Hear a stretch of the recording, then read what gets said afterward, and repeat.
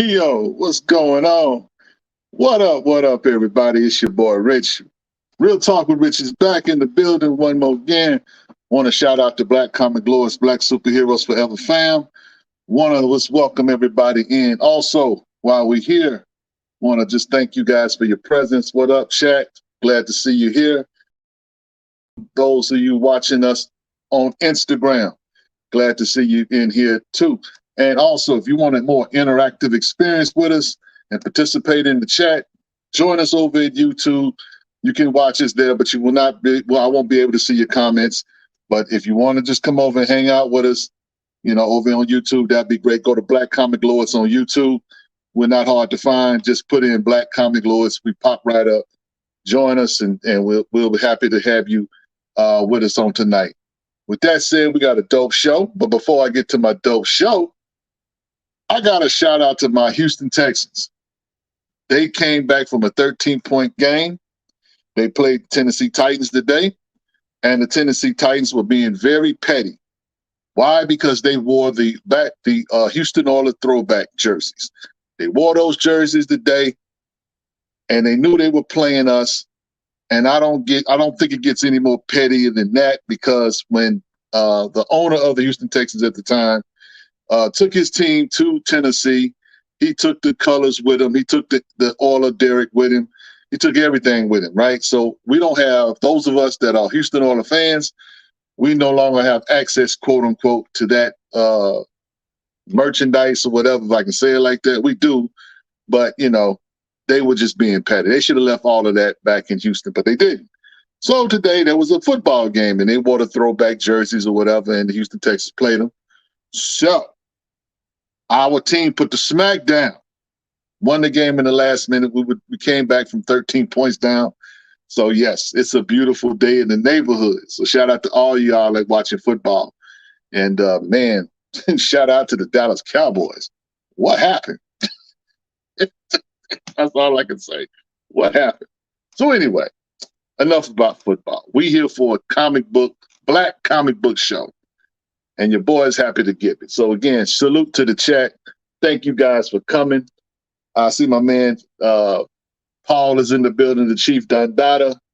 Got a 1 in 100 podcast. Salute. Let's go. That's what's up. Eric is in the building. What up? What up? Wayne Ashford, thank you for coming. That's what's up. So, yo, let's just go on and get into the shenanigans tonight. So tonight we're gonna start the night off with some Screen Rant articles. First Screen Rant article is brought to you by Black Panther 3. So shout out to the Black Panther 3, the Boss, and all that good stuff. So yes, check this out.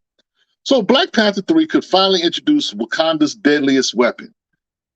Article says that Wakanda's been well grounded in the MCU as an exceptionally technologically advanced society, but Black Panther 3 could introduce its deadliest weapon yet. And while Wakanda is a peaceful nation under its royal family, the events of the MCU has seen the nation mobilize its extensive army and vibranium arsenal in the name of self-defense and protection of Earth itself. This, of course, would not have been the case if Eric Killmonger had his way before being killed by T'Challa, but the treacherous position of its new leader, Shuri, finds herself that could lead her to more drastic measures in the defense of her nation. Now, one of the things about this particular article, it says here that while Shuri in the comic books is very, very aggressive, right? In MCU, she's more of a, scientist, that type of thing. She is one of the smartest heroes in the MCU and is capable of producing some monumental Wakandan tech. So there's this thought that, she might actually be able to bring something out of the comics. In the comics, Wakanda was defended by the fearsome vibranium robots dubbed the Prowlers. These feline sentries were designed to roam the country and protect it from threats, which sounds like a familiar premise. Ultron, after all, was pretty much created for the same reason. So Shuri might get her Tony Stark on. Could you imagine Wakandan robots in the MCU? Might happen, though. And for proof of that, there is a comic book. First appearance of these Prowlers is Black Panther, Volume 3, Issue number 10. So, this is a spec article thinking that this is something that perhaps could happen.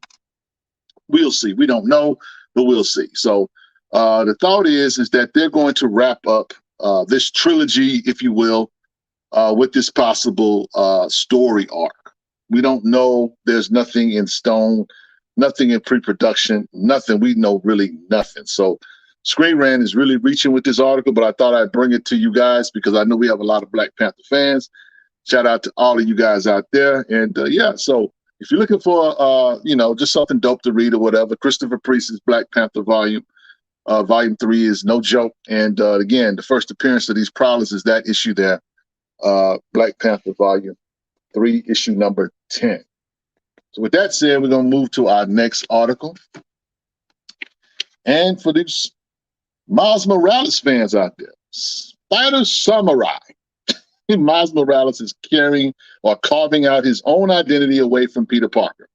And although Spider-Man is usually cursed with bad luck, Miles Morales is on top of the world. He's got new powers. He's more confident than ever. He's been taken under the mentorship of some of Marvel's best and brightest. In fact, Miles is doing so well that he's laying the groundwork to potentially leave Spider-Man life behind and claim his own identity. Sounds like what he needs to do. As part of the Gang War event, Cody Ziegler, Federico Vicentini, and Brian Valenza's Miles Morales Spider-Man 2022 issue 13 sees Miles in the thick of things, having to fend off both the Frost Pharaoh as well as the Bumber and Vespa Beasting Buzz Boys gang. When cornered by the Bumbers, Truce Miles intimidates them by bringing out his new Venom Saber powers, flashing back to his training under Misty Knight and Colleen Wing. So, Miles is getting a glow up or a power up on the cool. And while I can get with this, I don't want them to make Miles OP. I don't want him to be overpowered because that'll create a new set of problems for Miles Morales. Miles has got some weapons. Miles has got some stuff he's got to powers of invisibility. He got a lot of stuff going on. So he just got a vampire killing suit that Blade just blessed him with. He got it going on right now. It does not suck to be a Miles Morales fan. And yeah, so the whole thought is that they keep this up. Miles Morales is probably going to not be quote unquote Miles Morales Spider-Man, but at some point he will have his identity and he won't be just known as Miles Morales. So, which is a good thing. I think that's what everybody wants. So shout out to all you Miles Morales guys out there. So your man is blowing up. He says, Paul says Miles needs to be the new Nazi. It's a possibility, you know. I don't know if Ziegler wants to go that direction or Marvel wants to go in that direction. It would seem to be natural, could be a natural fit, but you know, again, Nazis in the Marvel universe already. So, but that would be kind of cool for him to have that title, I would say. 1 in 100 podcast says Miles has some dope powers, but he does have his limits. Well, which is good. I think that's good for him. You know, as he continues to grow, his hero's journey continues to move on. You know, he's got to figure some things out. He's a young kid. You know what I'm saying? I think that's the thing that we need to realize also is that, you know, Miles is for the most part a Gen X, or not Gen X. He's a millennial Gen Z superhero. You know what I'm saying? Very young and, still coming into his own. So, yeah, he's slowly but surely gaining more, you know, weapons and powers to his arsenal. So for those of you that are going to read issue 13, you can read about his Venom saber-like powers. You know, he basically wields it like a samurai sword. So, yeah, that's what's up. Now, James Thomas said, why not? Op is not a bad thing. Plenty of heroes that are op. Yeah, James, I agree, but you know how that goes. We don't see Blue Marvel in comic books because he's op. I don't want my man to fall. I don't want him to fall into the same trap. I don't want him to fall into the same trap. That's all. I just want him to be cautious. Couching and slicing with C. Bizzle. Good evening, everyone. What's up? What's up? How you doing? So yeah, that's what's going on with that. Our next article, we're going to talk about Storm. Storm's new Asgardian look proves that she's always been a true goddess. In Thor's latest adventures, Storm has proven that she's worthy of holy manure, and as a result, the X-Men's own goddess has been given an awesome design worthy of her status. It's not the first time Storm has flirted with a specific version of divinity, but it's concrete proof that she's more fit for the title of Thor. This is only latest in a long line of proofs that Storm is the goddess that she proclaims to be. In the Immortal Thor issue 4, written by Al Ewing and penciled and inked by Martin Carcololo, Matthew Wilson colored and lettered by VC's Joe Sabino, Storm holds manure and claims the power of Thor, proving her worthiness beyond all doubt and getting a great Thor design to go along with it. In the issue, Thor recruits Storm along with a bevy of other worthy heroes playing hot potato with manure to power each of them up. And as a Thor, Storm now has a version of Stormcaster costume. Same headgear, rough design as the classic costume, but with an addition to gold accents and her latest haircut. So now she's rocking the mohawk and she's got a new uniform. It's, you know, before people go off the rails and say, why is Storm an Asgardian god or whatever? Okay, this is something that's been around Storm for a long time. 1985's X-Men Annual number 9, written by Chris Claremont, penciled by Art Adams, inked by Adams and Al Gordon and Mike Mignola, colored by Petra Skotsky. Storm gets her own Asgardian hammer, Stormcaster. However, Aurora rejects it after realizing that Loki has gifted to her for evil. So the comic book that we're talking about, you know, with that next slide, the comic book that we actually talked about that this actually got its origin is this book here, Giant Size Annual number 9. So if you want to see the origin of Stormcaster or the original story, you know, written by Chris Claremont, that's the book that you want to get. And so I'm not reading Immortal Thor, but Storm's in it. So if you guys want to go cop that, all you Storm fans, y'all go get that. So that's what's up. Yep. So with that said, now Eric says, op character typically gets pigeonholed into the Superman corner, and then people would rather read Superman instead. Yeah, that part. That part. Look, I do. I mean, look, I want Miles to have you know, a dope skill set and power set, and I just don't want him to like you to your point, Eric, to be pigeonholed because that's not fair to that character and what they're trying to do with that character. They're trying to give that character his own identity. And people are going to still look to Peter Parker as the original Spider-Man or as Spider-Man, and I have no problems with that. You know, is Miles Morales a legacy character? Absolutely, but I think he's a dope legacy character, and you know, because they're trying to their best to give him his own identity, his own skill set, his own rogues gallery. Yeah, yeah, yeah. Just read X-Men Red. She killed it in that series. Yeah, that last issue 18. Mm-hmm. Mm-hmm. Storm, Storm ain't no joke. That's all I'm gonna say. Go read X-Men Red, issue number 18, y'all. So that's what's up. So next article, we're gonna jump to Bleeding Cool. And again, welcome to all of you that are watching us with Instagram. We want you guys to come over to YouTube, interact with us over there because we can't interact with you on Instagram. We want you guys to just hang out, come hang out with us. We you know, the water is warm. We got coffee, we got beer, we got nuts. Yeah, just come on over. That's what's up. So, Bleeding Cool. What's Amanda Waller up to in March 2024 for DC Comics? Amanda Waller has become the big bad of the DC universe for 2023 and 2024. Keeps that going, it seems, with 3 books in March. So there's going to be 3 books in March you guys be looking forward to. Now, recruited by the Council of Light to kill every superpower being on the planet. Okay. Yeah. Man is about to bring the pain. So, Green Arrow, issue number 10. Amanda Waller is still the one behind the capture of the Green Arrow Daily and seems to have successfully recruited Red Arrow, Red Canary, Arrowette, and Speedy. So that's coming up. That's going to be a 5-book too.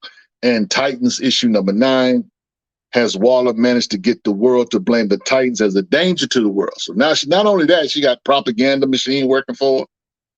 And while Suicide Squad Dream Team issue number 1 with the Dreamer lets Waller see everything that is coming. So yeah, Amanda Waller is a bad woman. And she's coming to you guys in 3 different books in 2024. There's some of the art and cover pages. You can check them out. So yeah, 2024 is shaping up. The first part of the year is shaping up to be pretty good for DC. They're gonna have to, man, because Marvel is Marvel is trying to do a little something. They're trying to do a little something. So yeah. With that said, we're gonna go ahead and move to our next article, and that is a IGN article talking about the OG Blade. 25 years later, Blade is still Marvel's secret weapon. And it says here that Blade once again is the hero that Marvel needs. I wonder why. The original Blade movie came along in a particularly dark time for Marvel. The comic book industry had recently suffered a major crash as speculators and collectors fled the hobby and numerous comic shops went out of business. Sound like today. This was 25 years ago, but it so sound like today, don't it? Yeah. So Marvel itself filed for bankruptcy in 1996. The company had certainly faced lean times before, whether it was anti-comic backlash in the 1950s or the industry-wide contraction of the 1970s. But there was a period in the 90s where it looked like Marvel's days were well and truly numbered. And while Marvel's comic book division eventually pulled itself out of a hole on the strength of books like Kevin Smith and Joe Quesada's Daredevil and Brian Bendis and Mark Bagley's Ultimate Spider-Man, it's Marvel's Hollywood deals that are largely credited for saving the company from oblivion. Licensing out key franchises like Spider-Man and X-Men helped save Marvel and transform it into the Hollywood juggernaut that it is today. Hollywood juggernaut. That's laying it on a little thick, but hey. So, with that said, Blade had a lot working against it when it hit the theaters in 1998. It was only the second movie Marvel movie to see widescreen or wide theatrical release. The first being, anybody guess? Anybody want to guess what was Marvel's first widely screened movie? Anybody guess? Come on, y'all. Y'all help me out. Anybody want to guess Marvel's first movie, major movie? It wasn't Blade. Oh, Mjolnir. Oh, I hear you, Perkins. Nobody cares. Come on, y'all tell me. Y'all don't know? Eric said that weird Fantastic Four movie. Well, that wasn't in the theaters before this. That was kind of bizarre. Captain America, no. That's like back in the day. Or the Hulk, no. Cody got it. Howard the Duck. Listen. You are not a comic book fan. You are not a comic book head if you have not seen Howard the Duck. If you have not shared a bowl of popcorn and a $15 cup of or a tub of drink or whatever, had some jujubes if you have not seen Howard the Duck. Yeah, Howard the Duck. That's what Marvel was doing back in the day, y'all. But anyway, so basically when Blade dropped, it arrived at a time when comic book movies were anything but guaranteed hits at the box office. Other superhero movies starring black leads like 1997 Spawn and Steel had already failed. Could a relatively obscure hero like Blade hope to do better? And as it turned out, we know, yes, Blade grossed $131 million worldwide on a budget that is $45 million. The film earned praise for both Wesley Snipes' performance and Stephen Norrington's stylish direction, and to date remains one of the most well-regarded pre-MCU movies. It spawned a franchise with 2 film sequels and a short-lived TV series and multiple video game adaptations. For Marvel, still operating on shaky ground following its bankruptcy, Blade was a crucial light at the end of the tunnel. So the article goes on to say that he does. The guy kind of says, well, he doesn't believe that this actually character saved Marvel. It did. It didn't save quote unquote comics, but it definitely saved Marvel as a company. So let's just keep that clear. You know what I'm saying? The MCU would not be here if it not been for the OG Blade and Wesley Snipes. So shout out to them. To be honest, I never got into Howard the Duck as a comic from back in the day. I don't think nobody has, bro. I don't think no one has. But they made that thing into a movie. And I think it was, if you're somebody that's easily amused, you could probably enjoy it. When I saw it, I had no comic book knowledge of Howard the Duck. I've seen Howard the Duck books on the shelves, that kind of thing. And I'm pretty sure that there's some guy in a basement is somewhere enjoying Howard the Duck runs. I don't know anybody, but I'm pretty sure that there's somebody out there that likes Howard the Duck. But yeah, but for whatever reason, they came up with the idea to do that movie, and they did it. And it is what it is. But getting back to this, Blade, they just put out the trailer for the new video game that's coming out, and so this article kind of spikes or spawned off of that. But it's been 25 years since the movie came out. It came out in 1998. And so with that, think about that. That's been 25 years. That's not really a long time ago. I mean, it is. But when you think about it, when you've lived as long as quote unquote I have or whatever, it doesn't seem like a long time ago. But it was. And so it's just dope, man, to know that this character that Wesley Snipes brought to the forefront is doing, so well. And we're going to talk about a little bit about Blade later on when we do our review. So stay tuned for that. But yeah, problem though is with Blade, the shenanigans going on at the MCU just will not stop. I need them to work that out.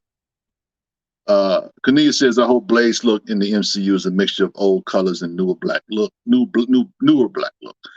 Imagine Blade in the burgundy wool trench coat, black vest, brown boots, etc. It'd be a fresher look. I don't know what they're gonna do, Kania. I really don't. Whatever they do, I just need them to get it right, okay? Because what the news we've gotten out of the news we've gotten about the MCU movie or whatever, man, it has not been good. It has not been good. Now, supposedly they got it together. They working on it and all that good stuff. But tell us something we didn't already know. So hopefully the movie comes out in 2025. That's when it's supposed to come out on schedule. But I mean, they've delayed this movie a couple times, brought in different directors and script writers and stuff. So Ali almost left the project. So I'm glad that they got it together. So please, please, please, please get it together, y'all. Yeah. The director of Blade said they wanted him to be white first. What?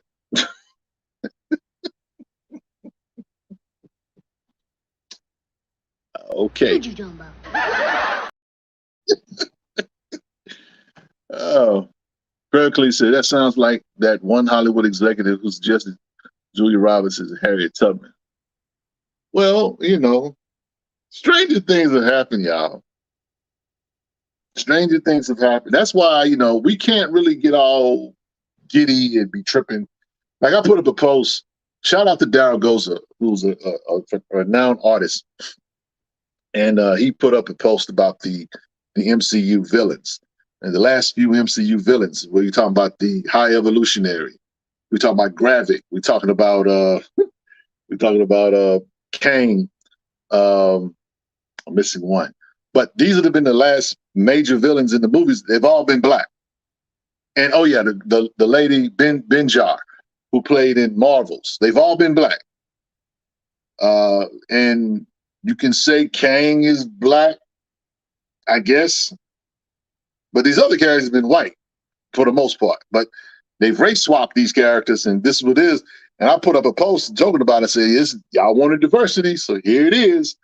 This is what y'all really want. Because the flip side of that is that somebody that will eventually come to you and say, hey, let's make this character who happens to be black in the comics, we want to make him a white guy or a white girl. Y'all gonna be good with that? I'm just asking. Wayne says, I want him to go back to his original look that he had in the Tomb of Dracula from the 1970s. That would be cool.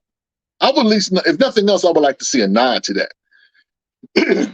Again, I don't know what the time frame or what they're going to go for when it comes to Blade. You know what I'm saying? Matter of fact, I read Tomb of Dracula today, issue number 10, because I was thinking about it in regards to the book I'm going to be reviewing later on. So yeah, I like his look for the new Blade comic. Yeah, it's dope book. So with that said, guys, I think we're gonna go ahead. It says Kang was black in the Avengers animated. Okay, well that's what's up. Maybe if you guys okay with that, that's good, cool. Cartoon, comic book, we blue. I guess maybe we're adopting Kang in the racial Olympics. I don't know. So either way, we keep getting these race swaps and these gender swaps, you know what I'm saying? At some point, it's not gonna spin in our favor. I'm just saying, when it doesn't spin in our favor, keep that same energy. Because y'all know it's gonna happen. We talked about it last week on our squad show. We're doing a squad show every Wednesday night. It'd be me, Paul, Herschel, Angel. We gonna get together, we talk. And last week we talked about Black Panther. And listen, it ain't a far-fetched conclusion that one day Black Panther is going to be a white dude. Stay tuned. Stay tuned. Yeah, Bot Boy versus says his 70s look would look cool even when he's not on a mission. Yeah, I mean, it would be cool if they did that. Whatever they do, I just want to see him pike some vampires and be cool. That's all I care about. That's all I care. I'm just here for the action. I'm here for the action. I don't need emo Blade. I don't need him trying to find his destiny He know who he is. He know his modus operandi. He is here to kill vampires. That's what I want to see. So with that said, we're going to go to a commercial break. We're going to come back. We're going to hit you guys with reads of the week. No, we're not. No, we're not. We're going to wait. We're going to go ahead and do reads of the week. Commercial's going to come a little bit later. So the reads of the week for this week, whatever, I have chosen Milestone 1 and 2 that were done back in April of 2010. What sparked me to read these two books was I went back and recently reread Hardware versus Icon, issue number 5. And so I was reading that issue, and I was like, you know what, let me go back and read some old school stuff. And so that book came out in 2010, and written by Dwayne McDuffie, pencils and ink by John Paul Leon, and pencils also by M.D. Bright. And this is a pretty good 2 issues that they put out, man. And the cool part about it was, I believe this kind of came after the events, the Milestone crossover event that took place in DC, the Worlds Collide. You know, there was the original Milestone Worlds Collide. Then DC did a Worlds Collide crossover with Milestone again, but that was put out solely by DC that Dwayne McDuffie did, and then they put these books here out. So it was pretty cool. But I wanted to go back and just read some old school Milestone stuff, and you know, I enjoyed it, man. I think that you ought to get this in your collection. For real. If you are a Milestone guy, you should have these 2 books in your collection. These books are not hard to find in the wild. You may come across them. They're not expensive at all. You should find this in $5, $2 bins, if nothing else. So, and basically the stories about, you know, the feature, the Blood Syndicate. Shadow Cabinet is featured in number 2. Static is in the book in issue number 2. Static is in the book. And it's basically a story of him after his time as a superhero. He's grown up, he's got kids, you know, of his own, that kind of thing. He's living life, you know what I'm saying? Yeah, 101 said definitely fun reads. Yeah, absolutely. That's what I'm basically getting at. You know, these are some fun books to read. Which is why I really want Milestone to get it together. I need my fun back, y'all. I need my fun back. Bring back fun. Make comics fun again. Let me put that on a shirt. Paul, I'm gonna need you to put that on a shirt. Make comics fun again. Yeah. But yeah, but those are my reads of the week, man. Go get Milestone Forever, issues 1 and 2. Texas been the only one having these for $2. Well, you know, hey, everything's big in Texas. We got big bins. We got a lot of shops. I ain't mad. Can't be mad at that. So yeah. So y'all go get those. You know what I'm saying? I think you will enjoy it. You know, I'm enjoying the Milestone stuff today. Anyway, yeah. Milestone. That's what's up. So with that said, we're gonna go ahead and go jump to commercial. When we come back, we are going to do a Blade review. Blade issue number 6. We're gonna talk about it. Stay tuned. We'll be right back.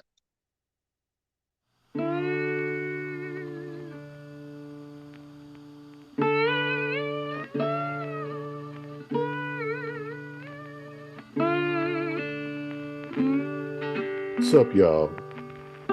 Billy used to sing about southern trees bearing strange fruit, while Paul Laurence Dunbar explains that we should wear the mask to conceal our tears and sighs, while they hide behind bedsheet hoods, being up to no good. Spawn issue 30 is about Al Simmons finding himself in the Deep South, asking forgiveness from an ex-wife.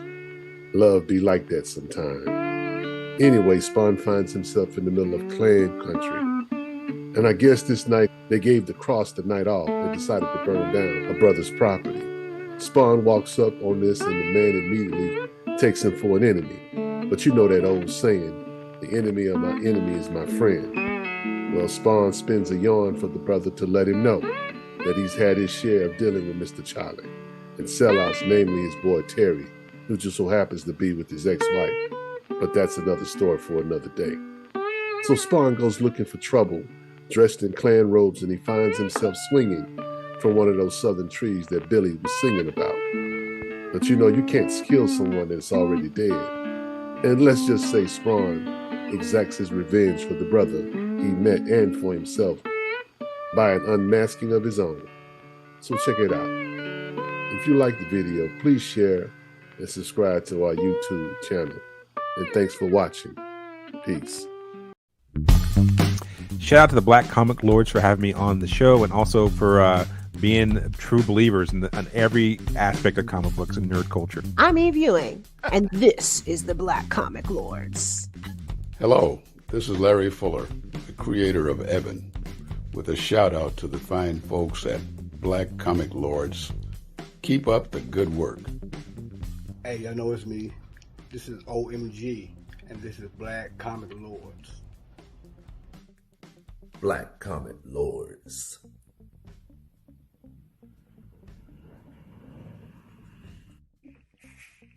Yo, Black Comic Lords. Black Comic Lords. Black Comic Lords with your boy Lonzo Starr. Check in. You're here with the Black Comic Lords. You're here with the Black Comic Lords. Stay demented. I am Professor John Jennings, and I'm a Black Comics Lord. Black Comic Lords for life. Let's go. BCL for life, baby. Black Comic Lords. Black Comic Lords. Follow. Subscribe now. Yeah. We are Black Comic Lords. Yes, what's up? I love that. I love that, man. Shout out to all of the good people that have been joining us over there. Dr. Ewing, Jeffrey Thorne, Bradley Golden, all of those guys. But love all those people, man. Doing wonderful work for the Black comic book community. So we have a spoiler warning. Let me just say this. I see the comment frustrating. I am going to do a light spoiler, so it will not ruin the experience of the book for you. Because you're a tried and true supporter of the channel. I'm going to do that. I'm not going to just spoil a book for you. Okay, so you stay where you at, my brother. You're gonna be all right. You're gonna be all right. But we're gonna get into this. So, Blade issue number 6. I wanted to review this particular book because Brian Edward Hill is killing it on this book. It's one of the best books at Marvel, in my humble opinion. You know, some stuff just stands out. You know what I'm saying? You read a comic book, like, yeah, it's cool. But some stuff just stands out. And this particular issue stands out because for me, it's a nod to the old back in the day stuff. Remember I told you guys when I was getting ready to talk about tonight's show, I went back to read Tomb of Dracula issue number 10. Because, Dracula is in this particular book. Dracula has not, quote unquote, been around Blade for a quote unquote minute. They brought him back recently. They did a one-shot last year, I want to say it was, Blade, the Vampire Nation. So technically, Blade is the sheriff of the Vampire Nation in Chernobyl, right? And so Dracula basically runs the Vampire Nation, okay? So that's not no spoiler. That's the book from last year. Go pick that up. It's a one-shot. It's a dope book. Got some dope covers to go with it. It's a pretty good read. Here's the problem with that book, though. I will say this. With the Vampire Nation book. Problem with the Vampire Nation book is it is not an action comic at all. It is literally Blade getting his Columbo on. He's like a detective in that particular book. So if you're looking for Blade to hack up vampires, that ain't the book. It's a good book, but he's not hacking up no vampires in Blade, the Vampire Nation. With that said, in this particular run, Blade has been fighting this being called the Adana. That's not a secret. This book here, issue number 6, is actually part 6 of the volume. So basically Blade wakes up this ancient evil by accident. And so he's trying to find a way to stop her. I mean, he's went to different people like Doctor Strange or whatever, right? Ain't working. So he says to himself, you know what? I need to handle evil with evil. So what does he do? He goes back and he talks to Dracula. In the book, there's only a couple of people in this book. Blade and Dracula. And they begin to have a discourse about their history, so to speak. Not too much, but a little bit. They kind of, get into it a little bit, not too much. So one of the things is that when he went to him, Dracula's like, well, why'd you come to me? You know what I'm saying? Of all people that you could go to help you with this, you come to me. And Blade's like, well, he's evil. So I need something evil. I need evil to kill evil. And so Dracula's like, really? You think I'm evil? But what he does in their discourse is he shares how they're kind of the same sides or the same coin, same sides of the coin. Without me getting into it, I don't want to spoil it for you, frustrated, or anybody really. But I'm just saying that basically they have this conversation, and ultimately Blade kind of has to kind of agree that they have more in common than they don't. And so, he goes into this, they get to this Mr. Miyagi, Danielson part of JT say spoil it. They get to this Danielson part of Mr. Miyagi type training. And basically what he gets, what Blade or what Dracula gets Blade to do is recognize the evil or the powers that are already in him. And what happens is with Blade considers himself human. He considers himself fully human. Doesn't consider himself to be this quote unquote daywalker. He knows that he's got issues, right? He knows that he has to drink serum or whatever, or blood. He knows this, but he considers himself, what's going on between his ears is, I'm a man. And Dracula's like, not really. But suffice to say that it's going to take him tapping into the darker energies in him to beat this Adana character. So that's the crux of it in terms of the book itself. There's some real good dialogue in this book. There's some action in it too.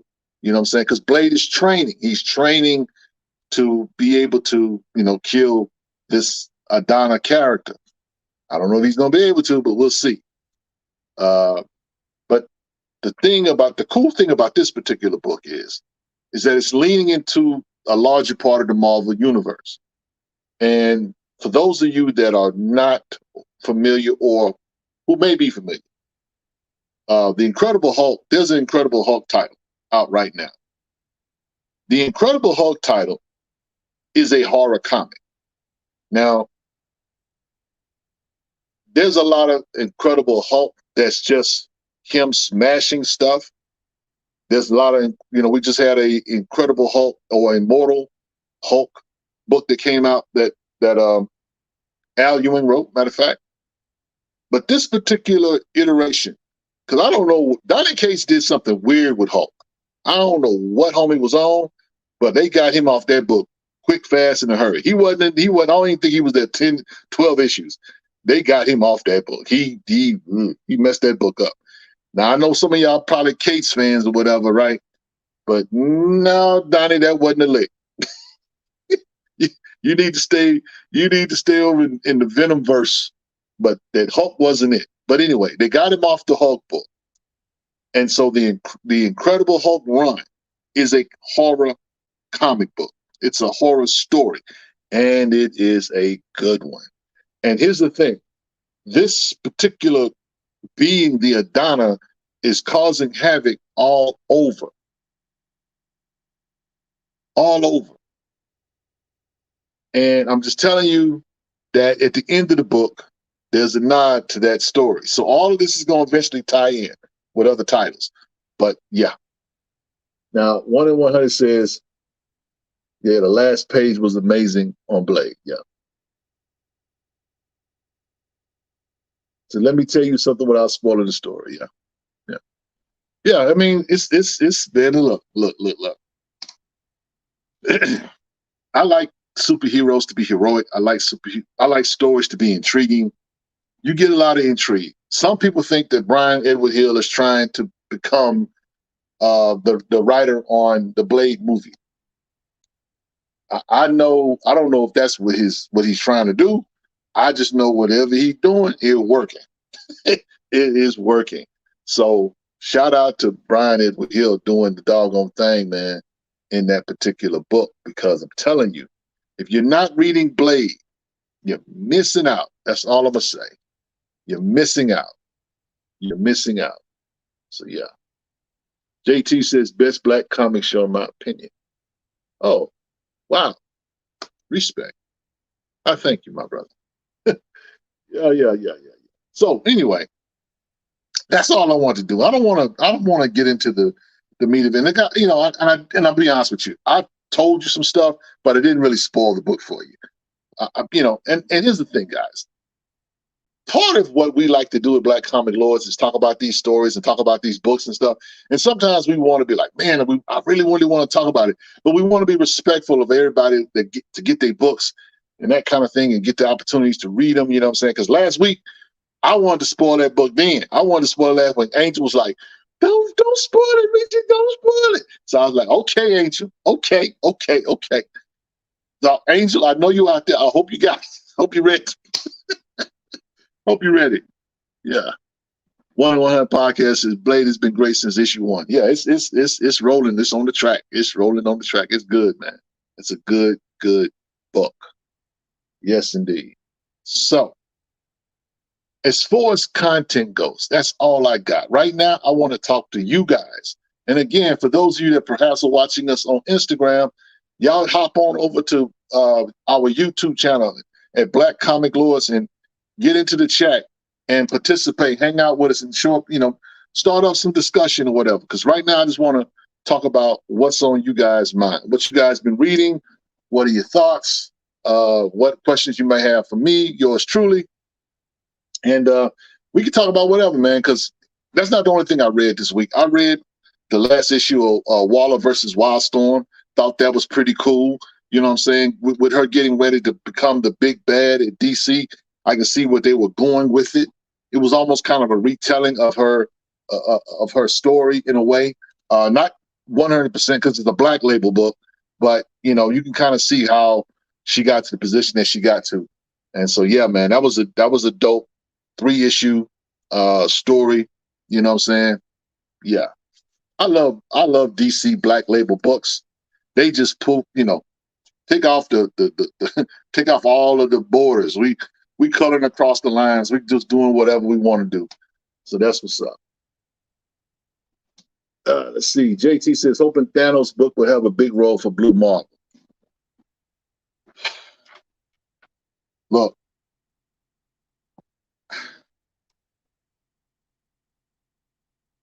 Herschel, the one who trolls. That's his title. That's his official title. He who trolls. Herschel was posting action figures of Blue Marvel, and they were at Ross, I want to say. I've seen Blue Marvel action figures at Ollie's. Ollie's is a discount store. And I don't know why Blue Marvel action figures are at discount stores. That is bizarre to me.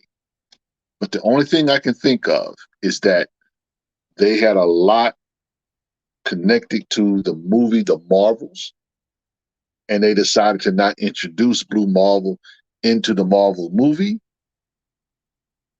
which is in part why, the situation with Blue Marvel, we don't have a book. hopefully he does have a good role in the Thanos book. But we'll see. They got to do something with that character, man. I paid too much bread for issue number 1, Adam Legend of Blue Marvel, for that character to just continue to be in obscurity. I'm just saying. I'm just saying. That is one of the most expensive books I have ever bought, and I bought it around the time of the hype, so to speak. And that book was purely speculation. And the speculation on that book, the glare, the gloss on that book has clearly worn off at the prices, of that book now. I think you can get a number 1 for like $300, $250 now at this point. And then, but we'll see. We'll see what happens, man. We'll see what happens. Okay, so Eric says, I'm reading Superman Rebirth again. Also got Junkyard Joe Green graphic novel that I'm going to read this week. I just started a new run. Well, not a new run, but I'm actually going back to read. Some people you may or may not know, but I'm a Batman guy, and so I don't read everything Batman. I just don't. It's just too much stuff. I will pick and choose what I will read. Like right now, I'm reading the current Batman run, the continuity run, if we could say it like that. The one that's up to 140 issues, I guess. But apart from that, I'm reading Batman: The Madness, which is, I think, Christian Ward. I want to say, I think, is the name of the person on it. I'm reading that, but I'm also going back to read because I was able to get a full run of James Tynion's Batman and Robin Eternal. It's like 26 issues. I just started that run last night. And the first issue was pretty good. And so I'm like, I've seen this run in dollar bins and stuff like that, and I was like, I'm not interested. But I decided to, pick this up because I need something different to read every now and then. I don't, I like to read what everybody's kind of reading, but at the same time, I like to go into a little hole and just read something completely different. Whether it's, back issues and that kind of thing, that's kind of my thing. So that's what I'm reading currently right now. Starting to read, just started last night, matter of fact. 1 in 100 podcast says Kevin Greavy was selling Blue Marvel books. Yeah, he was. Matter of fact, you can get him for signing. He will sign them. I don't know how much money he wants for them, but yeah, what I'm saying. That right there is kind of telling. So I have several copies of Adam the Blue Marvel. Need to get my man Kevin to sign them for me so I can sell a couple. Well, God bless, Robert. Hope you can do that, my brother. Yeah, so I'm finally back. You didn't have to go, Marv. You didn't have to go, bro.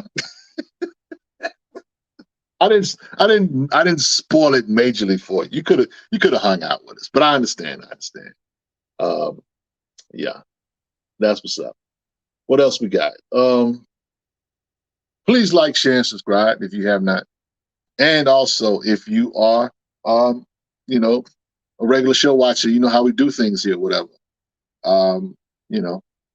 Show your support by sharing our videos. Show your support by giving us a super chat.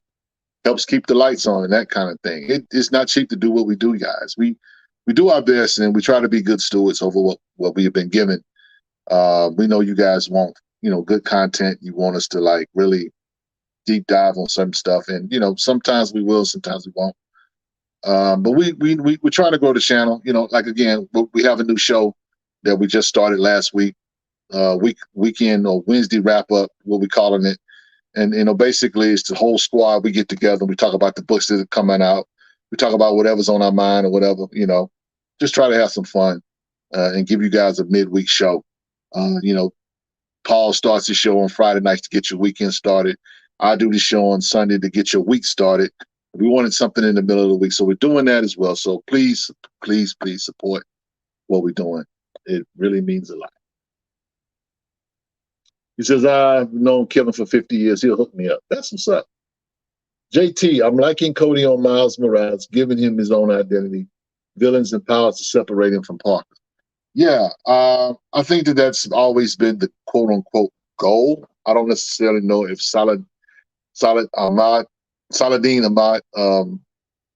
was trying to do that, you know what I'm saying? But I'm glad Cody is taking that step, you know what I'm saying? You know, they're going to always be Peter Parker diehards. I mean, that's par for the course. Most popular character, period. You know, Superman, yes. Batman, yes. But right there with them is Spider-Man. And so you're going to always have Peter Parker. But the way to do it is, I think the way Cody is doing is like, okay, we know who this guy is. Let's try to distance himself, you know, by giving him his own. He's in Brooklyn. Peter's in Queens. They get together. And there's a book coming out with both of them in it, you know, starting next year. It's gonna be a team up book. So they wanna kind of keep them separate, but they would be stupid to not like bring them together, because if you like Spider-Man, you like Spider-Man. I mean, you know, for some kids that's out here today, Miles Morales is on Spider-Man. They know. Not like me though. I am a Spider-Man head from back in the day. You know, where the cartoon from the 60s, Spider-Man spins a web on like a spider can. That's my guy. You know what I'm saying? I'm not saying I can't rock with Miles. Some of y'all know I used to give Miles the business. I had a nickname for Miles, but I said I'm not going to call him that no more. I'm going to be nice, not going to be petty no more. So Paul says, check out the BCL interview of Cody Ziegler. That's what's up. Yep. That's on our YouTube channel. So, yeah. Frustrated said, I finally read Code of Honor, and wow, the art and the story was incredible. Appreciate that. That was the Rich Recommends I did. Yeah. Chuck Dixon ain't no joke. Shout out to Eric July. Yeah. I mean, listen, if you can get past a person's quote unquote politics or a person's personality, so to speak, we don't, and I tell people, we don't know none of these people. You know what I'm saying? But we can find merit in their art and in their work. And Chuck Dixon, whether you like him or not, that dude can write. That dude's a beast. You know, yeah, that guy blows my mind. He's a good writer. It's a question from IG. Says, what do you think of the up and coming indie companies like Concrete, Black Box, and what do I think? I'm excited. I'm naturally excited for all of these independents that are coming up, man, because again, I'm on record as saying I need Marvel and DC to take a hit. And I don't say that lightly. And it's not that I don't want Marvel and DC to succeed, but I want these independents to be pushed to the forefront and offer the buying public, you know what I'm saying, opportunities to get into these new characters. Listen, we all love Batman, Robin, we love Superman, we love Wonder Woman, we love Captain America, we love Black Panther, we love Falcon, we love all of these characters from the big two. But Acolyte deserves some love.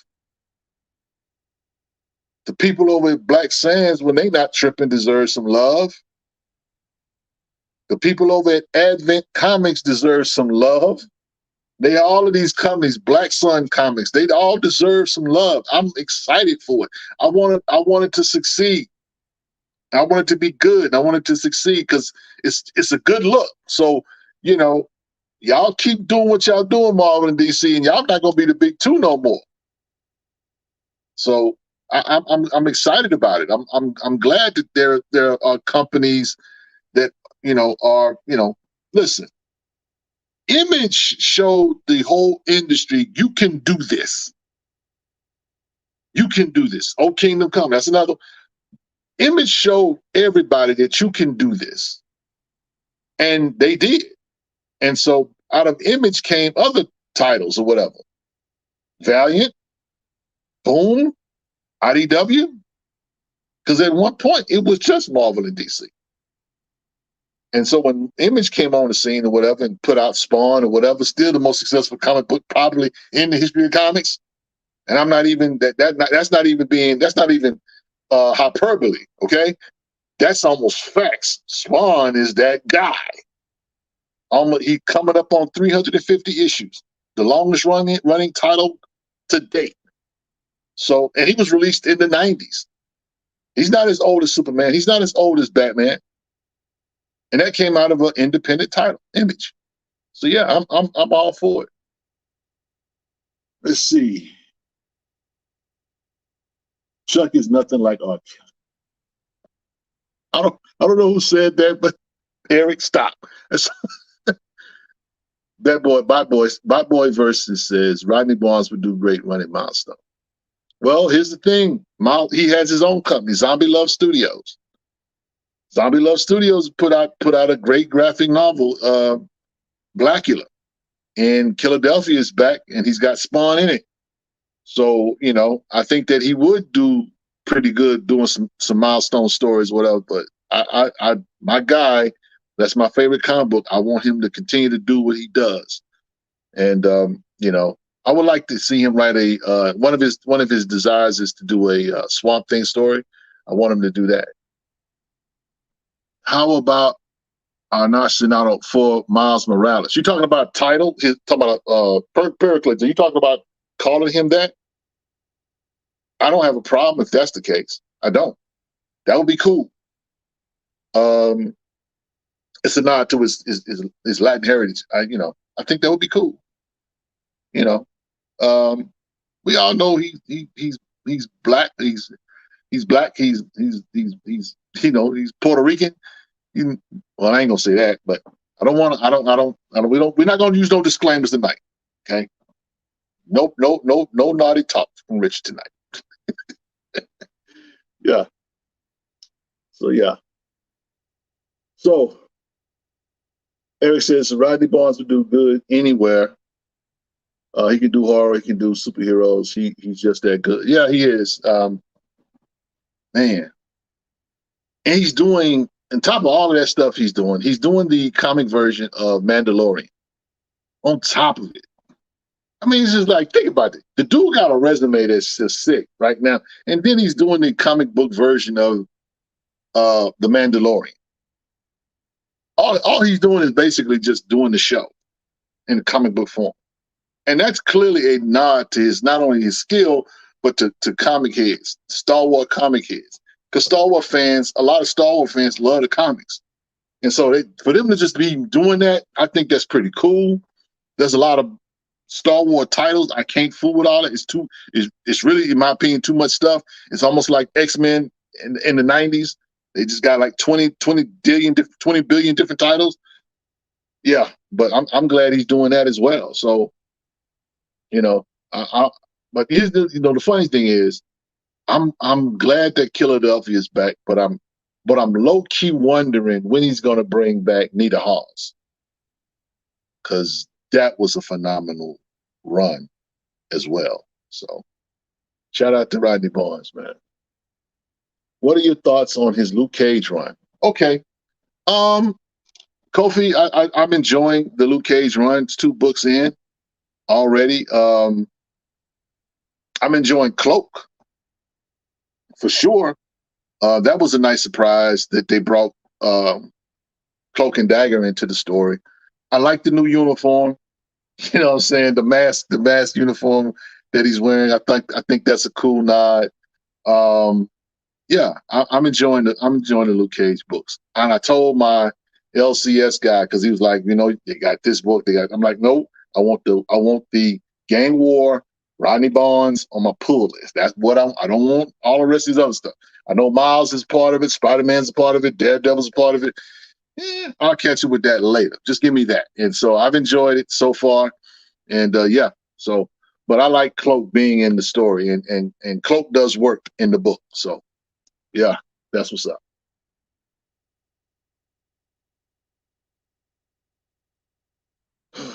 See, what else we got, guys? I like him being called Miles because it seemed more personal and like you know him. True. You know what's funny? We have that weird reverse dynamic going on with Jon Stewart. Me and Paul, we go back and forth all the time about we're not satisfied with Green Lantern. We want him to put Jon Stewart in the title. He's got a book out right now, John Stewart War Journal. Well, it's not. But I take it back. It's not John Stewart War Journal. It's Green Lantern War Journal. But his name, for whatever reason, DC is not interested in putting his name out there. Now they've done that for Hal Jordan, but they haven't done it for John Stewart. So in a way, I get what Frustrated is saying.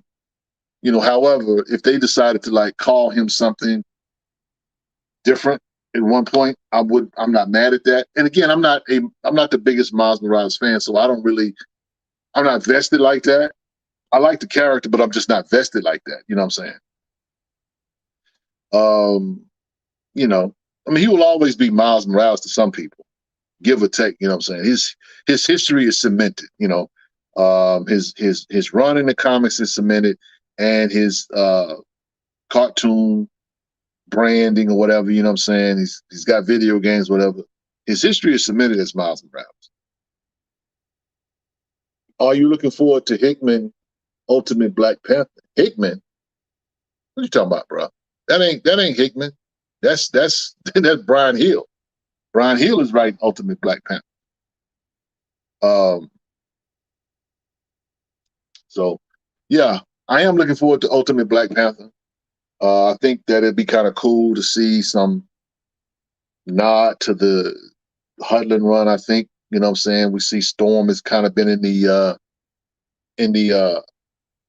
some of the, featured panels or whatever. So yeah, I'm looking forward to it, man. I mean, look, I'm a Black Panther casual fan. I'll word it like that. I'm not a part of the cult of boss. I'm not a part of the Black Panther fan group or whatever. You know what I'm saying? I think those guys do amazing things, and they rock hard for their guy.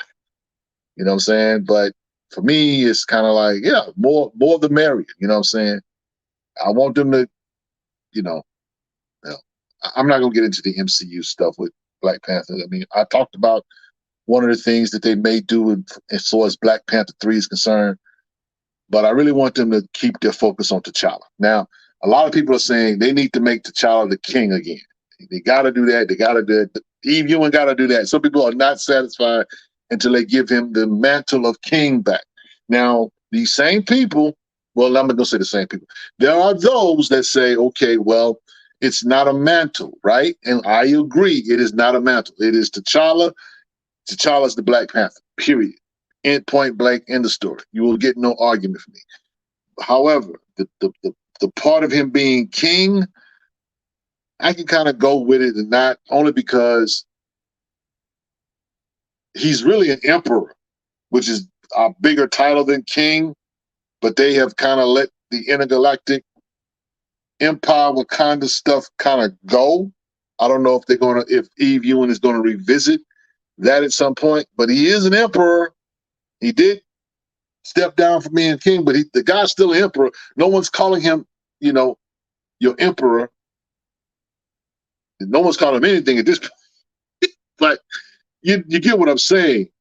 JT said, whatever happened to Tosin? Well, put him on a milk carton because I hadn't seen him. I mean, I like Dr. Ewing's run so far. I mean, I think she's doing a good job on the run. So I think that the request that a lot of people have to do certain things, I think that's warranted. But at the same time, I believe in letting a writer write their story. I believe in that whatever she's going to do, it is going to be how she wants to write it. And I feel like she can be quote unquote influenced, whether it be through suggestions or whatever, but I still want her to write a story, because if I want her to do one thing, it may not be true to the story she's trying to tell. And that's how I see it when it comes to writers. We can say that she need to do this, she need to do that. Different than the guys that say, you know what, I'm gonna put out this new character. I needed to be handicapped, need to be gay, need to be this, I need to be that. Checking off a bunch of boxes. You just got different boxes. What are we doing here? So again, let the writer write the story. You have the right and authority to interpret. That's where it goes. Now, there was a guy that wrote the book. There was a guy that wrote the book. The Cultibats won't say his name, but I'm not in the Cultibats. I can say his name, but I give him a nickname. Johnny Law did some things that he took liberties with that character that I wouldn't have wanted him to. And he probably heard an earful from a lot of people.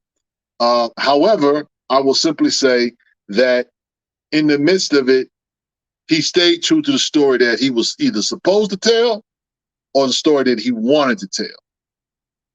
Because there was no way that he was going to be able to, quote unquote, satisfy every Black Panther fan based on what he wrote. It was completely out of his hands, which why I think, just my opinion, that he was told to write certain things by the powers that be. That guy's not an idiot. That guy's a great writer. He's wrote amazing stuff. GCPD Blue Wall, that was a phenomenal book. American Way, that was a phenomenal book. The stuff that he did in I Am Batman, that was a phenomenal run, 18 issues. Paul says, I am not interested in seeing anything created by the outlaw American writer. I know you're not, Paul. But real talk with Rich, because I owe it to the fandom. I owe it to the people who follow us. I owe it to them to let them know that he's still out here writing comic books. I know he's not your favorite, but I owe it to the people. I have to. I'm like Lois Lane. I got to report the story. Yeah, that's what's up. Thank you for answering my question about the Star Empire. What question? I don't know. Damon, what I may have missed something. Let's see. What else we got here? What are the books I should read before reading Green Lantern War Journal? Trying to read John Stewart's Green Lantern. Okay, so Jeffrey Thorne did a run on Green Lantern. I think it was 12 issues, I want to say. You could start there. Jeffrey Thorne's Green Lantern book, you could do that. I'm going to be honest with you.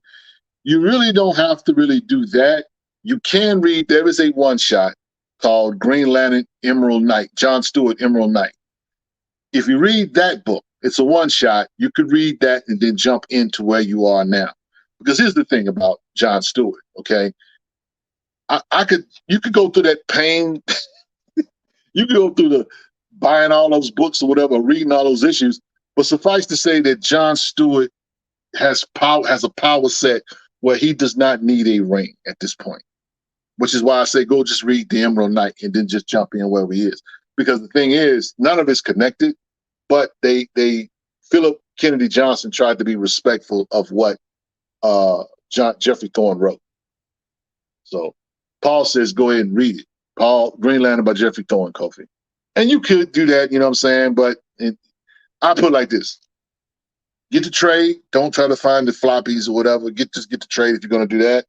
You can read that or whatever. And I mean, it's a cool run. I'm not going to tell you that it's not a cool run. It's very fun. It's out of the box. A lot of quote unquote Green Lantern, Hal Jordan, Kyle Rayner fans didn't care for it. But I think that if you really just dig John Stewart as a character, I think you would, I think you will enjoy it.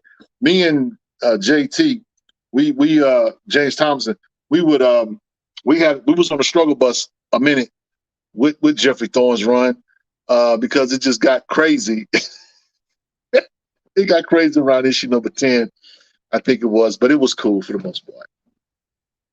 G-Town Thomas says, I'm excited about the upcoming Night Thrasher book. Yeah, we'll see how that goes, no doubt. Now, Moshe, bring Moshe Shabazz, bring her comment, bring that comment up. That guy, Johnny, is dead as a rotted. If he was asked to write that character assassination, he should have had enough integrity to refuse that. If not, he's an idiot. It definitely was character assassination. I cannot front on that at all. And my thing with and I've told this story and I'll share it here with, me and Paul. And Paul is about as hardcore as they come when it comes to Black Panther. And I remember, we going through these issues. Paul was really done with it after like issue 2. But I kept telling Paul, I said, man, we just got to see where he's going. We got to see where he going. I'm just trying to be a ray of light in an atmosphere of darkness. And it never really got anywhere. We didn't know who the villain was for like 7 or 8 issues. We didn't know a whole lot. We just saw a lot of disrespectful commentary. And, eventually I had to come to the point. It's like, you know what? This is not good. Not who this character is. It was it really was just, I can't put into words how terrible the run was, except to say that he deserved better. T'Challa deserved better. Yeah, he deserved better. H&A said, we may need to create a Salty Paul clip. It will get worn out fast. Damon Lacey actually says, I was going to ask, was T'Challa still king or Star Empire? But you answered before I finished answering the question. Yeah, he's still the emperor. They just kind of leave it. They just kind of. I want you guys to think about this. Okay, there's this little country called Wakanda that he's the king of, right? Or he was the king of. All right, but now he is the emperor of an entire galaxy. Okay, now if we're playing little bank take or big bank take little bank, I'm trying to figure out why we're not talking about him as the emperor anymore. That's just me. But of course, it's like, okay, I know that for me personally, I did not like the Intergalactic Empire Wakanda run. I killed Coates behind that run.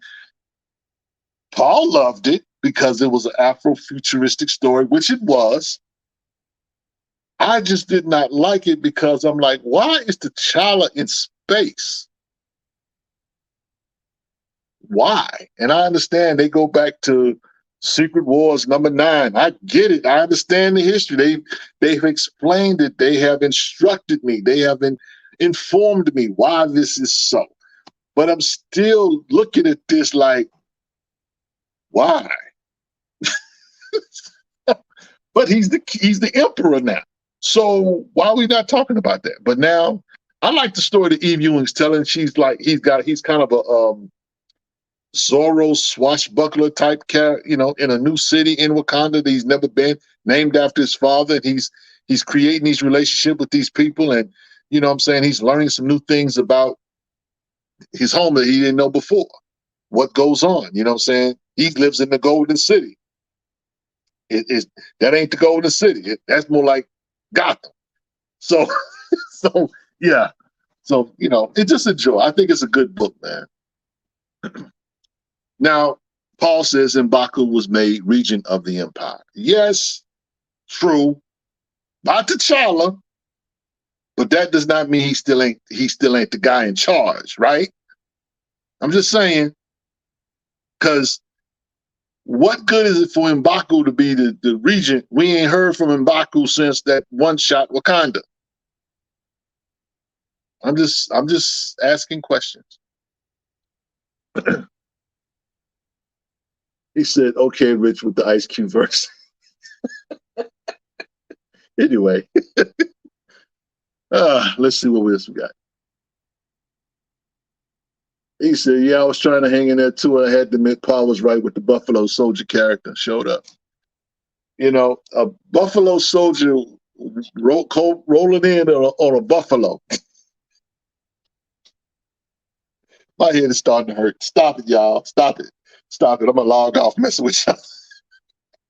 Yeah. What else we got? So you're absolutely correct. We should demand Emperor T'Challa. I love the Intergalactic story run. It makes Wakanda a player in space. You know, I mean, you know, again, I said me and Paul have had this discussion, and I admitted as much that the story, the Intergalactic Wakanda story, a lot of people loved it. A lot of people did not love it. I was one of those people that did not love it. But I told Paul, I said, look, I do recognize that history is going to be kind to this run.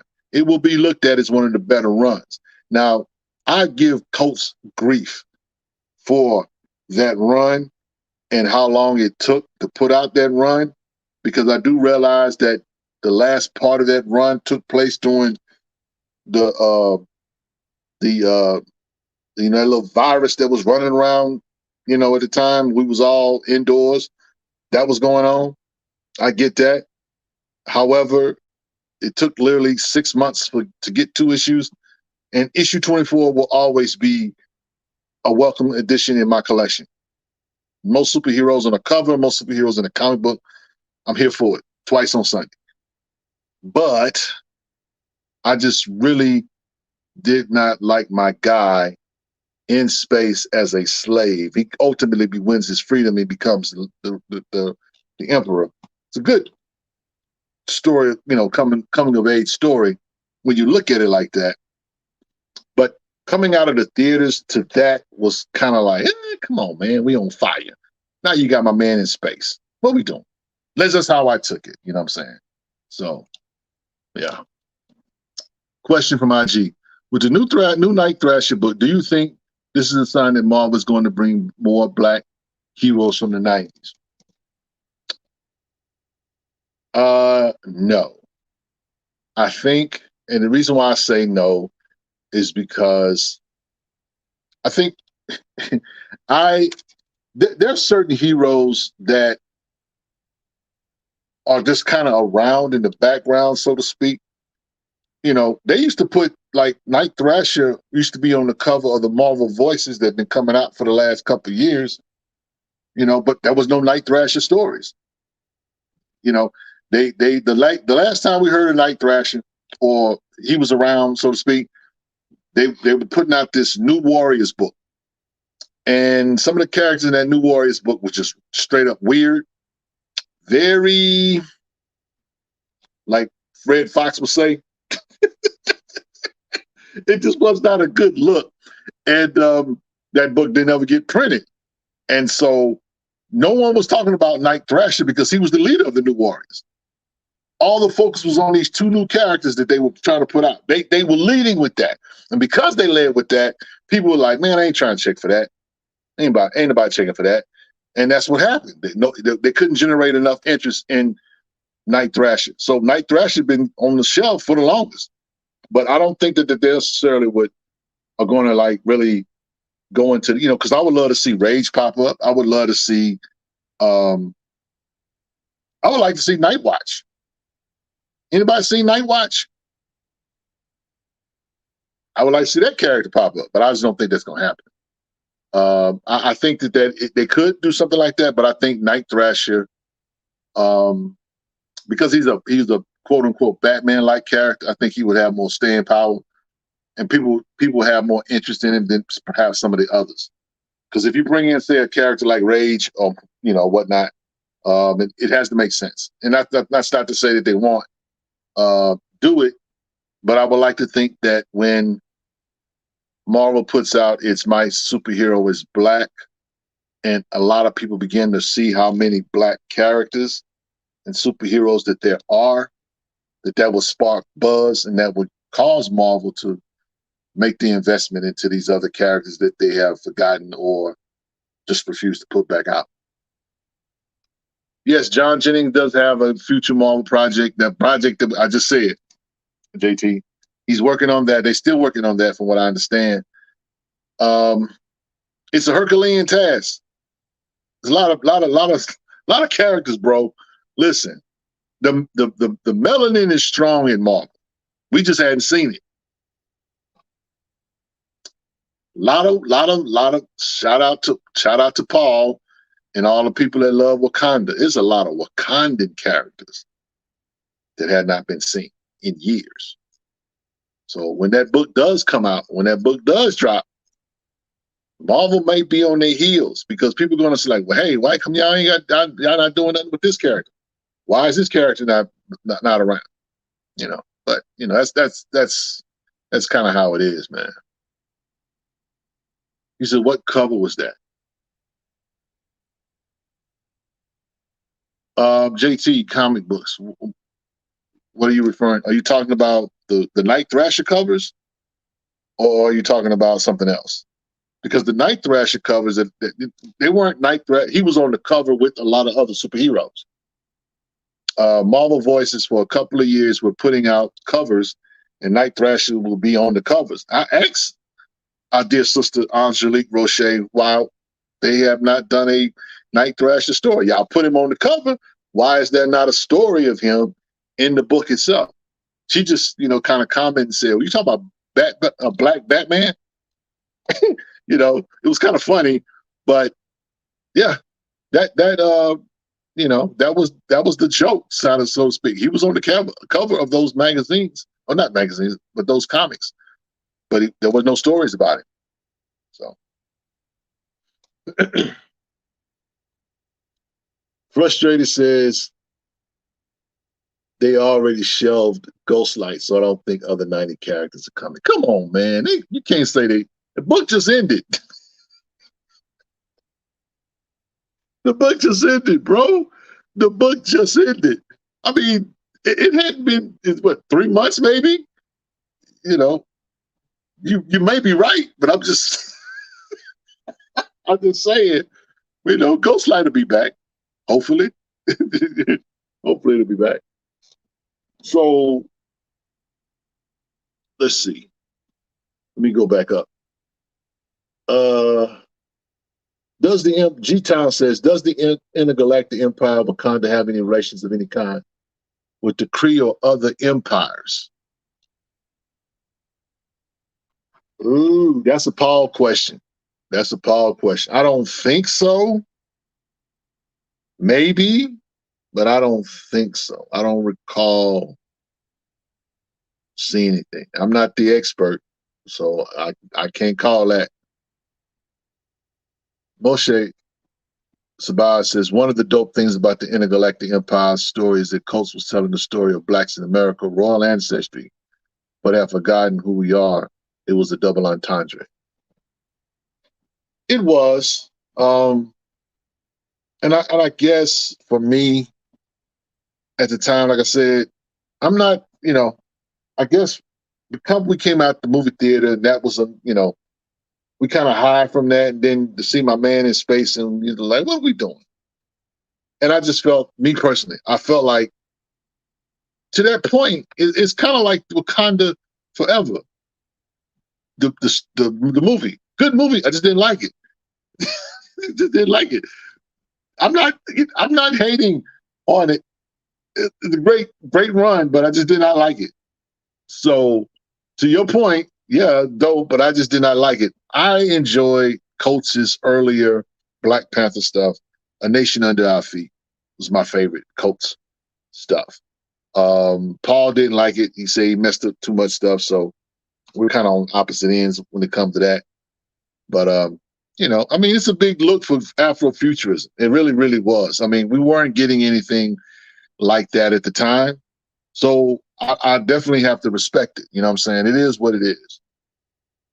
So let's see. You said Black Panther cover with a bunch of black characters. Oh, okay, JT, that's Black Panther issue 24. Derek, can you pull that up? Pull up Black Panther issue 24 if you can. I don't know if you have it there. I know Paul has it. He ain't here, and he trolling in the chat tonight. So, but yeah, Black Panther issue 24 is the book with all the black characters on it. Yeah, and all the black characters in the book itself. There it is, right there. That book there has the most black characters ever featured on a Marvel comic. Yep. There's not a blacker cover in Marvel. It gets no blacker than that one.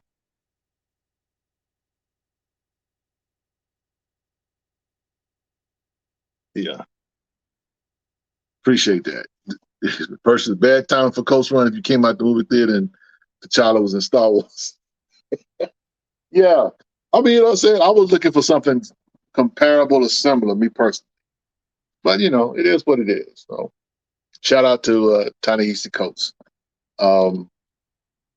Man, yeah, that was Paul doesn't troll. The most important, cheapest comic in Marvel.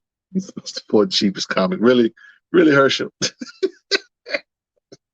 Look, these books are only worth what you're willing to pay for.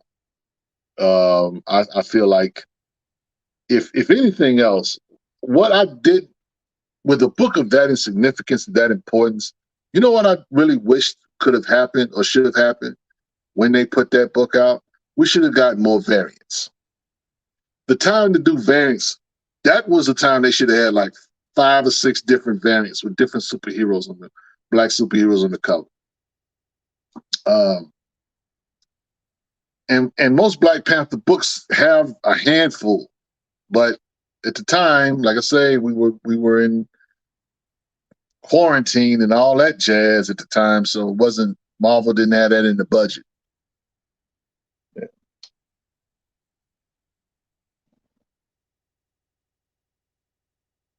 Trail asks, have you seen or heard DC coming out with more Milestone books since The Shadows of Dakota finished?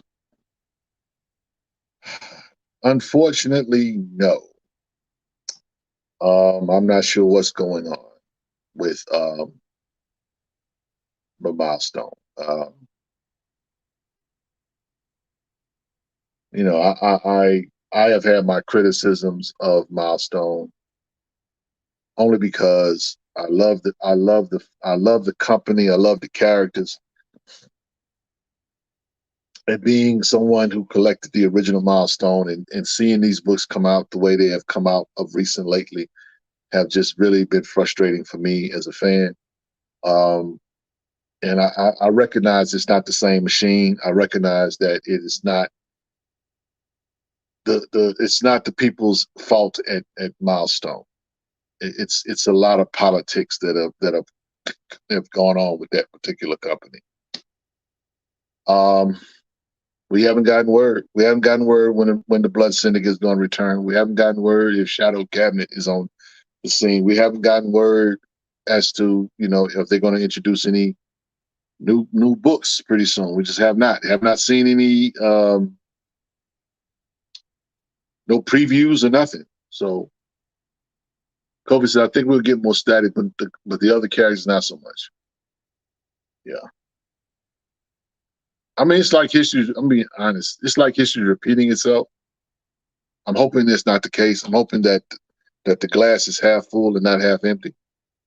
But we have not heard anything. You know, and it's unfortunate, but you know, we can only hope.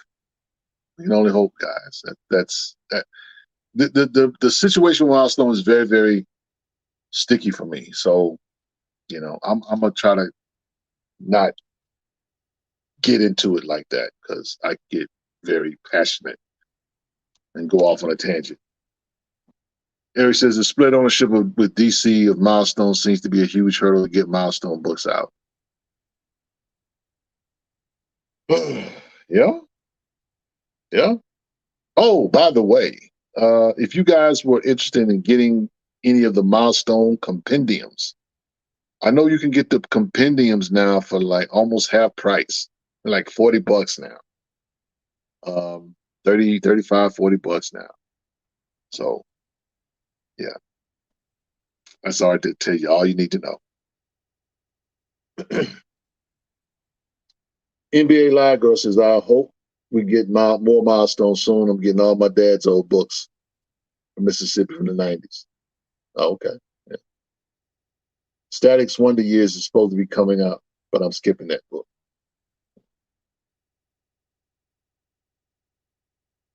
Excited Green Lantern facsimile is coming out soon since I can't afford the real one. Are the compendiums paperback or hardcover? They're not paperback. They're all paperback.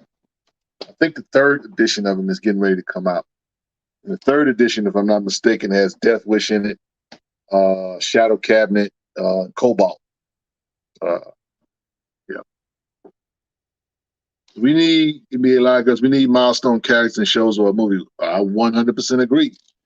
I don't think it's gonna happen, but y'all keep banging on DC and Milestone, try to make that happen. I mean, you know what I'm saying? That's the only thing I can think we could do.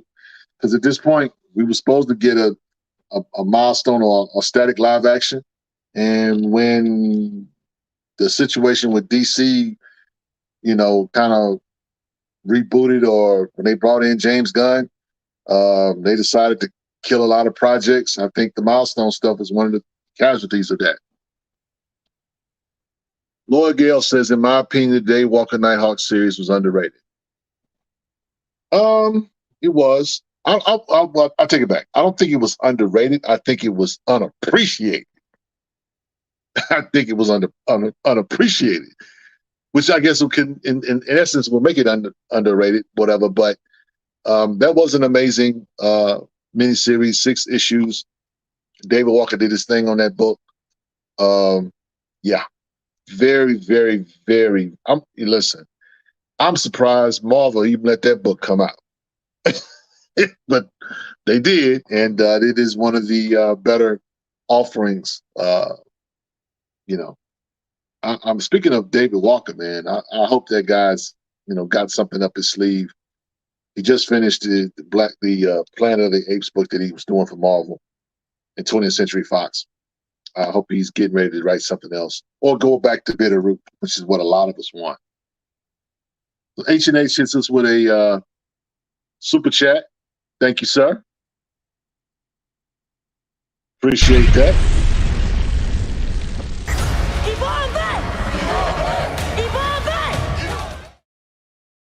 Yeah, thank you. Please, please, please support the channel. Any dollar amount is fine. We will use it to pay bills. Ain't none of us getting rich doing this. In fact, it requires a kill. A lot of us are going in our pockets doing this stuff, but we appreciate the support when we get it. Thank you guys, for real. JT Comic Books and now just bring back Media Man. I'm looking. Listen, I ain't mad at that. They bring back Media Man. That would be cool. That's a character from the 90s. I would be down with that. I would if they brought Media Man back. He's a part of the 616. I am not mad at that at all. Shout out to Herschel. and really cool, low key. I'm gonna be honest. The Media Man 6-issue book is pretty good. It's not a joke. It's not even written as a comedy. It is written like a real superhero comic book. Has Night Thrash in it. Spider-Man is in it. It was pretty good. It was pretty good. Bo Big, HHB with the super chat. What up? Appreciate that. Let's go. Donation. It's a donation. I thought it was the trash. Don't be hitting on me.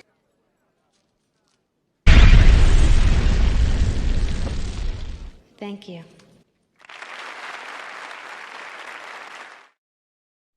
Yeah, he says that David Walker Shaft comic was great too. Yes. Yes. Shaft, the couple of volumes that he did of Shaft were pretty good. I have some of the floppies, but I do have the trades. Some of the floppies are hard to find. So I got tired of looking for them, and so I just went on and got the trades. And yeah. So yeah. Shout out to David Walker, man. You know, bring Bitterroot back. Talk to Chuck Brown. Y'all come on. Come on. Bitterroot. We need more Bitterroot. Who you could see played a new Media Man?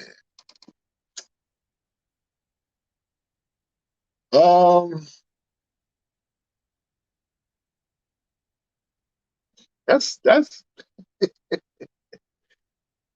If somebody said Michael John White, I'm logging off. That's all I'm gonna say. We're not doing that tonight. A new Meteor Man. Some area says Jamie Foxx. That's not a bad.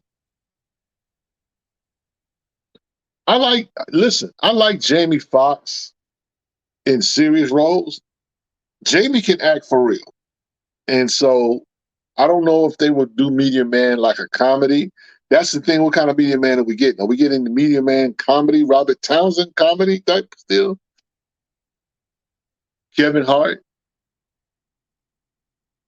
That would probably be hilarious.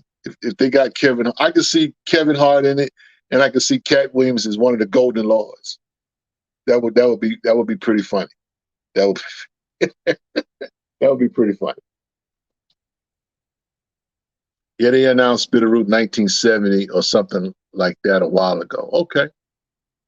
All right. Well, hopefully we'll get it pretty soon. You say Terry Crews.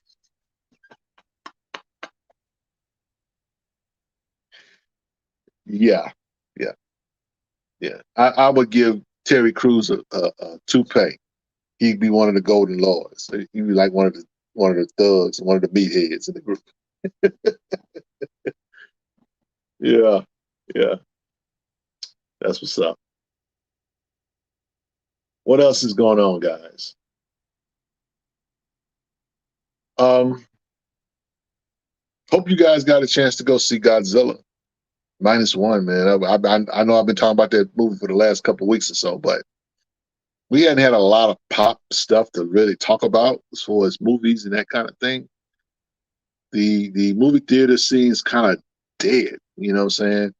But that was a great movie. That's all I can say. That's a great movie. Y'all need to go. If you hadn't seen it, you should go see it. It's pretty cool. And they made that movie for $15 million. They just kind of exposed Hollywood. But, Hollywood's going Hollywood. So, yeah. What else we got?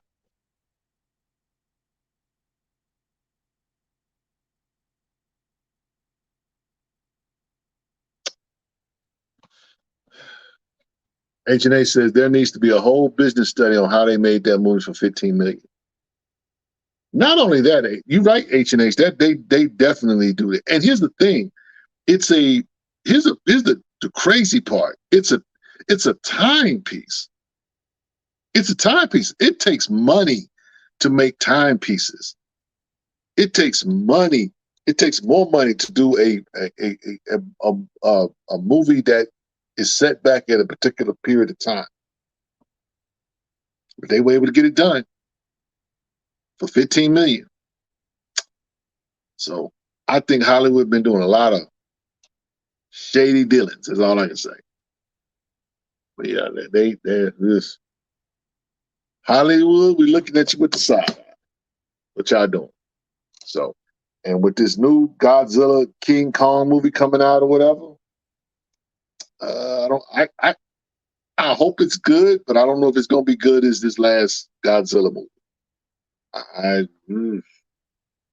Man, I'm telling you, that was an amazing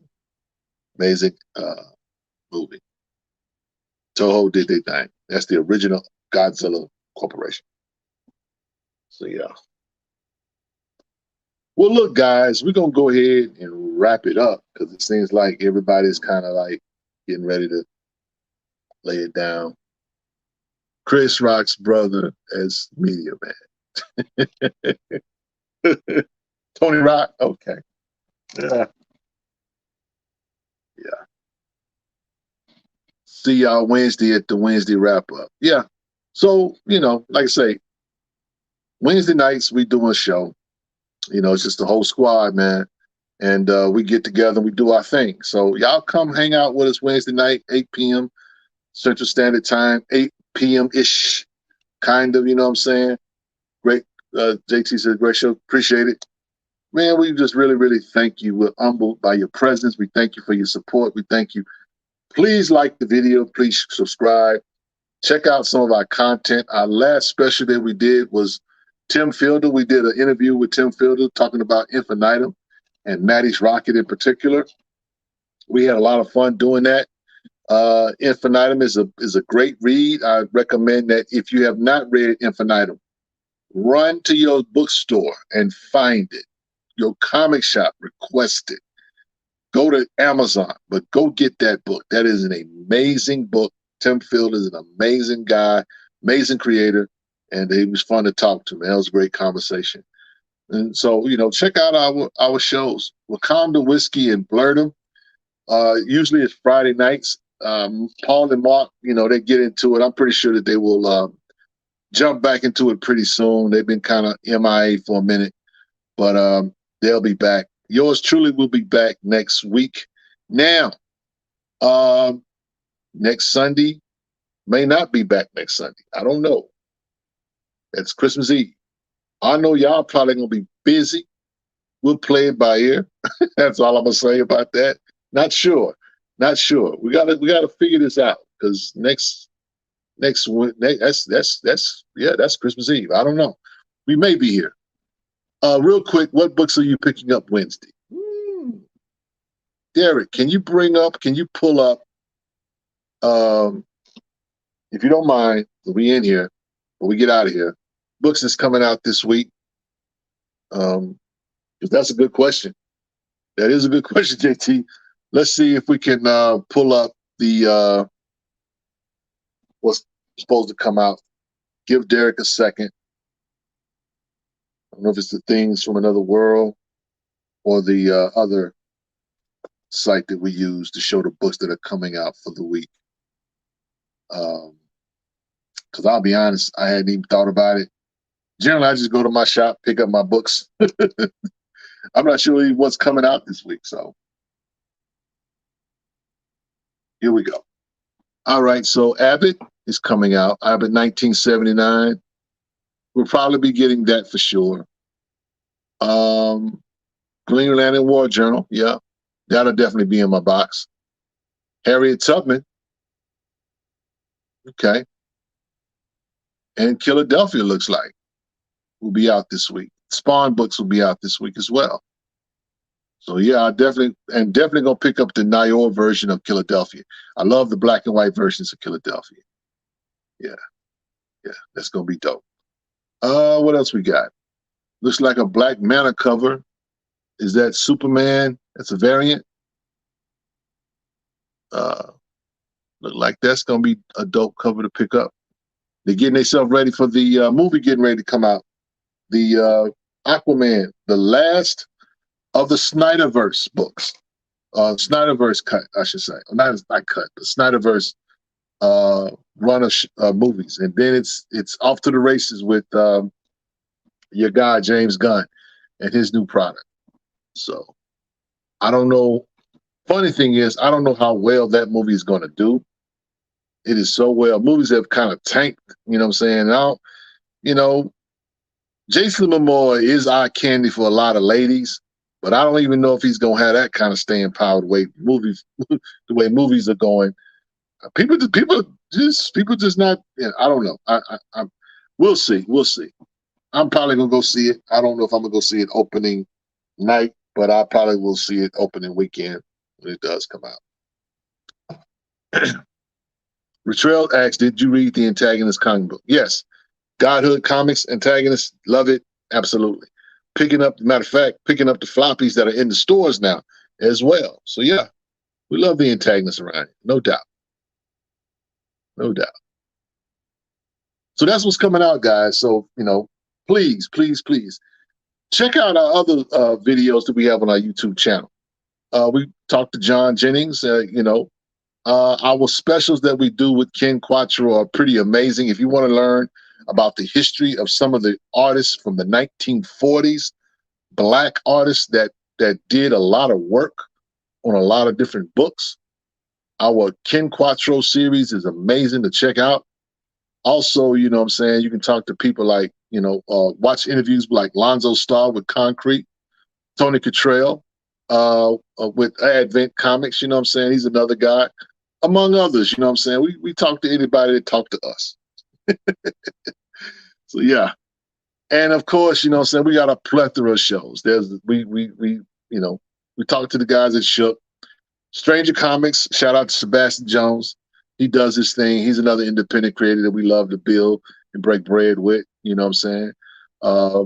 Cody Ziegler, absolutely. So, yeah, man, we in here. We doing things. With that said, let me go ahead and give the benediction. All right? The benediction comes from Micah. Micah, the 6th chapter, verse number 8. It simply says this. He has shown you, O men, what is good, talking about God. And what does the Lord require of you?